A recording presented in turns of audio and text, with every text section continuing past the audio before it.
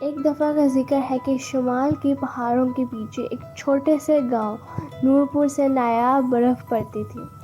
یہ برف عام برف جیسی نہیں تھی بلکہ چمکتی، جمکتی اور خوشبودار تھی۔ لیکن لوگ کہتے تھے کہ یہ برف کسی زمانے میں پریوں نے زمین پر گرائی تھی تاکہ انسانوں کو سردیوں کی سختی میں تھوڑی سی خوشی ملے۔ نورپور میں ایک ننھی سی لڑکی الیانہ اپنی نانی کے ساتھ رہتی تھی۔ نانی بہت زبردست چائے بناتی تھی، ایسی چائے جس کا ذائقہ پورے گاؤں میں مشہور تھا۔ لیکن ایک دن سردی شدید ہوئی کہ پانی تک جم گیا۔ الیانہ کی نانی بیمار ہو گئی اور چائے بنانا بند ہو گئی۔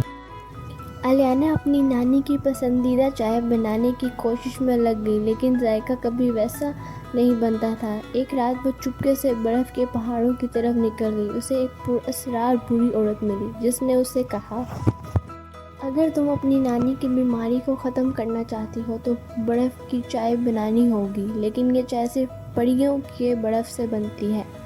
الیانہ نے ہمت کی اور پہاڑ کی سب سے بلند چوٹی سے وہ برف لی جو نیلی روشنی بکھیر رہی تھی۔ واپس آ کر اس نے نانی کے مخصوص دیگچی میں چائے بنائی اور جب نانی نے وہ چائے پی تو ان کی آنکھیں چمکنے لگیں، چہرے پر مسکراہٹ آ گئی اور وہ تندرست ہو گئیں۔ پورے گاؤں نے پہلی بار برف کی چائے کا ذائقہ چکھا اور وہ چائے واقعی جادوئی تھی، تھکن دور کر دے، دل کو خوش کرے اور روح کو تازگی دے۔ اب نورپور نہ صرف اپنی برف کے لیے بلکہ برف کی چائے کے لیے بھی مشہور ہو چکا تھا اور الیانہ کو سب سے چائے والی پری کہہ کر بلاتے تھے۔